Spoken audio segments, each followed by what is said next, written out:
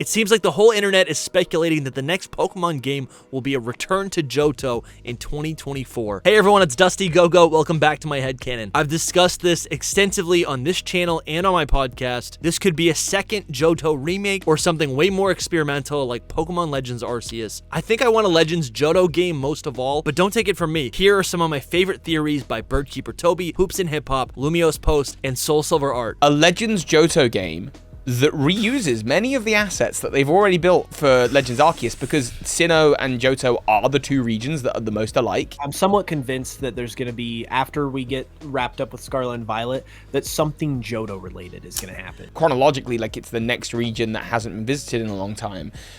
With all that in mind, people love Legends. It just makes sense to me that, like, looking at like the landscape of Pokemon, Johto is the region that hasn't been seen or like visited in a game in the longest amount of time. Yep. So That's so logistically true. speaking, it just makes sense. But also, there is so much Johto stuff going on in Scarlet and Violet. There's just a ton of Johto Pokemon represented. You've got multiple Johto Pokemon that either received like a regional variant or a regional evolution. In Cabo Poco, the hometown, its opening like sequence is literally the new Barktown theme, just like Is it really? rearranged. And I didn't know yeah, that. if you go listen, it's literally New Barktown, like the first like 5 to 10-ish seconds of it. Oh my! I don't want to get my hopes up, but if they're going to do something Johto related, what would that be, like realistically? I honestly think the most logical thing that makes most sense is like a Legends game, because I feel like we're sort of past the Let's Go time frame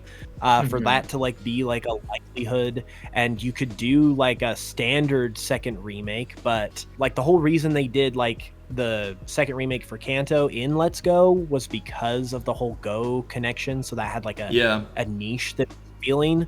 Whereas I also think there's a lot of similarities between Let's Go and Legends. They're both like games that focus on capturing in open world like areas. Not that Let's Go is an open world game, but I mean like with the overworld Pokemon. I don't think most people want a Let's Go Johto, but what I would be perfectly happy with is a Johto game that reuses certain assets, specifically the models of the Let's Go games, right? If like they use the engine of Let's Go, Pikachu and Eevee to make a Johto game. Yeah, that art style's great. Yeah, right? That would be really special. I think that'd be really special. I would love that way more than an Ilka made or Heart Gold Soul Silver. Obviously, though, I'm like still like I definitely like Let's Go Legends. Like I definitely would want it to be more immersive, open world. It also could be just a new game that we don't even know what kind of game it could like be. their next Legends Let's Go, and then it's just in Johto, right? I think that would be nice. I think that would feel very well. And then also that's an excuse to make also like what's so great about Johto? It's post game Kanto, so like that, like why would they not want to make another Kanto game? So the thing that I think would be so cool is if we get that actual sequel for the Johto game. So it's like maybe like let's say 5 years later after the events of Gold, Silver, Crystal, Heart Gold, Soul Silver, whatever. Dude, the best thing to me about Johto is seeing that Koga moves up to the Elite Four, Lance becomes the champion, Gary goes back to, there's like shifting. There's character arcs in Johto, right? In Kanto even, right? The Lavender Tower becomes a radio tower. That's so cool. I want to see that though. I love that. I mean, it's definitely a downgrade. Staple. Yes, but it shows it really was a staple, but it shows progression, right? Wouldn't it be cool if they did like, so kind of like your Diamond and Pearl, split up? Legends Mew and Legends Celebi, they are the same game. It just changes which side of the map you start from. Yeah. Oh, that's it, dude. That is it. Thing. Oh my god, that is There's like a civil war or something. You're on. It really is. It's just a different take on doing two different versions. Is that you get to start on, and that sets us up really nicely for a future Legends Unova game. There's fan games. There's fan games that like let you start from Kanto and then go to Johto, and I'm obsessed. My like longest running like wish for a video game, and I thought we were gonna get it in Let's Go, is that it's like a future. It's a sequel to Red, Blue, and Yellow or whatever. And where you start in Kanto and then travel to Johto. So like the perspectives of all these characters, they're all progressing maybe 10 years in the future, but everything is new. If they give us a direct sequel, not only are we seeing progression with more of the Kanto characters, but also the Johto characters. Team Rocket's not there, right? What if it's a new version of Team Rocket? What if it's What if it's the beginnings of Rainbow Rocket, right? We've really only ever seen Johto from one single perspective. That's like, I think it's 3 years after Kanto. The original games were like that, Gold, Silver, Crystal. The remakes were like that, Heart Gold, Soul Silver. Everything was just 3 years after Red, Blue, and Yellow. What I think could be so special is if we can actually explore the Johto region from this new perspective. And what that allows us to do is to see all of the characters, right? 3 years later, we get to see Team Rocket, gym leaders, our rivals. Where are all these people after the events of Gold, Silver, Crystal, right? What is the aftermath? Is Red still at the top of Mount Silver, right? And we haven't even talked about the Pokemon, right? There's also a great opportunity to then shuffle around the encounter tables throughout the region. So I'm talking about a Johto region that's in the future. But if we're doing the Legends Arceus thing in the past, now we can see Johto before Ho-Oh's tower burned down, right? Before possibly the legendary beasts were what they were. There's mysteries of Celebi. We get to see the Lake of Rage before it was destroyed by the Gyarados, before the flooding and Team Rocket's influence. The game doesn't even need to be 1,000 years old or 500 years old. What if it's a prequel to Johto that's only 10 years in the past, right? What if we're now seeing some of the main characters and the gym leaders in their prime, right? And we haven't even talked about the inclusion of Kanto. This is the pipe dream. Sevi Islands, right? Make those interesting. Yeah. Add that, right? There's like all these little add-on areas that they've created over the years. And I'm like, just include all of those. Include the Safari Zone, right? Yep. Why is maybe we see Sun and Moon characters. Mina is there, right? I feel like it's going to be in the Legends direction, though, like if anything definitely were to happen.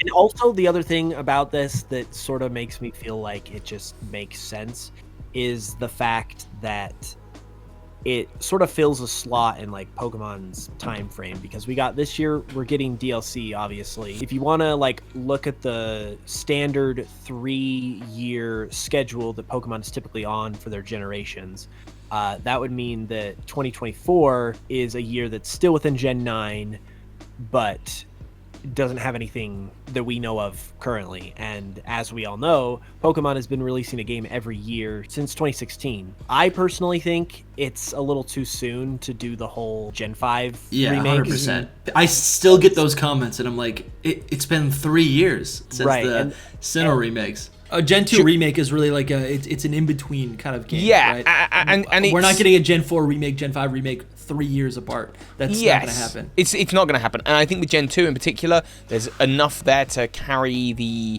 2000s nostalgia of Pokemon. There's also, it's like just chronologically, like it's the next region that hasn't been visited in a long time. With all that in mind, people love Legends. A Legends Johto game that reuses many of the assets that they've already built for Legends Arceus, because Sinnoh and Johto are the two regions that are the most alike. It just makes sense to me that, like, if you're the dev team and you're like, look, guys, we've got to work really hard on this Gen 10 thing. We've got to make it land. We've got some DLC for this year. We got Ilka's working on something. We got to get something out just to fill that yearly cycle, because we've got to keep making money, and we've been doing really good at that. Let's just reuse, like Majora's Mask style to Ocarina of Time. Let's just reuse the assets we have for Legends Arceus. People love that game, and build Legends Arceus 2, which is effectively the Johto version of that. You've already sprinkled in the seeds with Commander Kamado and his backstory, the crafting of Pokeballs.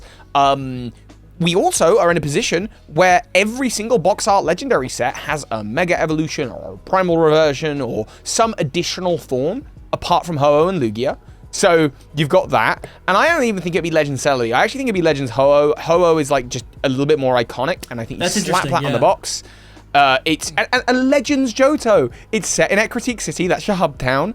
It writes itself. They didn't do this with Legends, but they could give us two different versions, right? We get the Ho-Oh version, Lugia version, and basically the story is still tied up in the time travel of Celebi, which explains why. Maybe we're in the past. I think that is probably the most obvious thing where it's still like in the past. Well, I was going to say the dream extension to this game, though, is actually that it is set, because obviously Sinnoh's is set in a time when it was called Hisui, that this is instead set in a time when Johto and Kanto were still as one.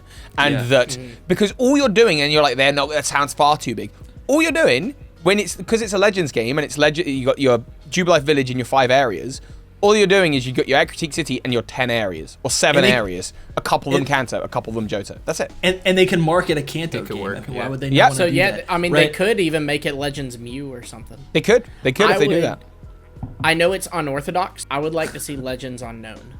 I think that would be really neat. Yeah. You know, not a legendary, but a Pokemon with a ton of mystery, lore, and frankly, you know, I mean, we know it from the anime, a ton of power to it. Yeah, definitely. And I always saw them as hands of Arceus. Obviously, we know Arceus is one hand of the true form of Arceus that we've never seen. Would tie into Arceus really well. Yeah. They said Volo would return. Well, like also, Laventon said he would return. You've got super villain. You've got the Sinjo ruins, which are directly referenced in Legends Arceus. I think with many things, like even with Let's Go Pikachu and Eevee, I think they left the breadcrumbs in place for the opportunity of a Let's Go Johto, for example. It just so happens that there's not really a need for that anymore. The world isn't playing Pokemon Go as much as they were back then, and actually there's this Legends IP that's really, really good. I think they sprinkled those seeds into Legends Arceus to do what, you know, which is to give themselves choice and option.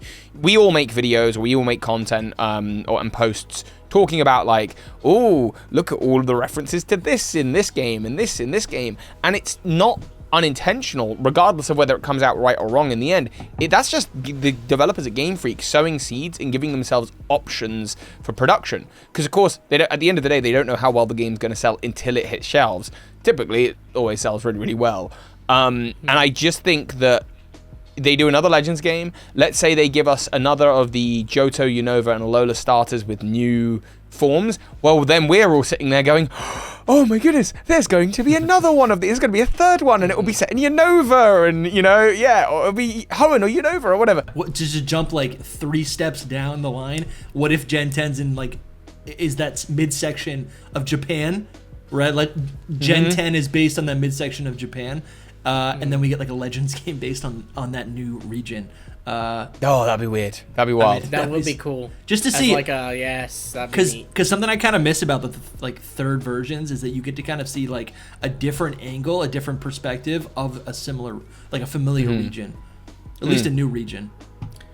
So if Legends, you know, Ho-Oh, Lugia, whatever it may be, if it was set in like a combined version of Johto and Kanto, would we want the name to be Tojo, or will we want the name of the region to be Indigo? It's gotta be Tojo. I love that. What? Yeah. What is Tojo? I mean, you know, Tojo Falls. There's a Tojo Falls in the middle. Yeah. Right. 100% would be Tojo. And But then it could be Indigo too, because they share the like Indigo Indigo. Plateau. I also Indigo, and you could have like, obviously Mount Silver is like an area in between the two that has so much, obviously, like it's pretty underdeveloped in terms of like the lore, but now you can give it some lore. How about this? Right. You know? Yes. You have Mount Silver, right? Silver, snow. There's snow at the top of the mountain. It's cold. It's Lugia. Then you got on the other side the volcano, right? You get the volcano that's fire. That's rebirth. Yeah. Ho-Oh, Phoenix. That could be it right there. And then Ho-Oh is what you see in Kanto, right? Ho-Oh is the Pokemon that you see in the very first anime episode. See, but if they took Lugia out of World Islands, I'd be offended. No, That's where he belongs. It would, yeah, that's true. It wouldn't be in the Wild Islands, future. though. We're going to the future here. It's not. It doesn't have to be. Or the past. It couldn't be in the World Islands because at that time, well, it depends when they said it, but in theory the tower hasn't burned down. But there's actually originally Ho-Oh's tower, I believe, was actually in Goldenrod. It's which is why it's called Goldenrod. It's golden because of the Ho-Oh, but it's also the radio tower was built over a pre-existing tower that predates the Tuanet Critique. And there's the clear bell can be found in there. The Suicune bell in Crystal or whatever is given to you by the game director or the radio director, and he's like, yo, we found this when building the radio tower. Very cool. It was under the rubber. And it's like a really cool bit of lore that I haven't been able to stitch into any theory yet because I'm like, it doesn't make enough sense. There's like not enough there. It's a bit of a shame. If I may, you know, they tie, there's like this long running thing, and depending on the origin of Paradox Pokemon, they may just totally throw this theory out the window. But, there's that whole theory of Suicune, Entei, and Raikou being revived forms of, the evolutions, the first ones. And so, in Goldenrod, not only would that have been the original Tower of Ho-Oh, but that's also where you get Eevee. Great, you're still listening. If you like this style of content, you can subscribe to the channel. And if you go into the description, there's a link to my weekly Pokemon podcast. Again, thank you so much for watching. Love you guys. Arceus bless.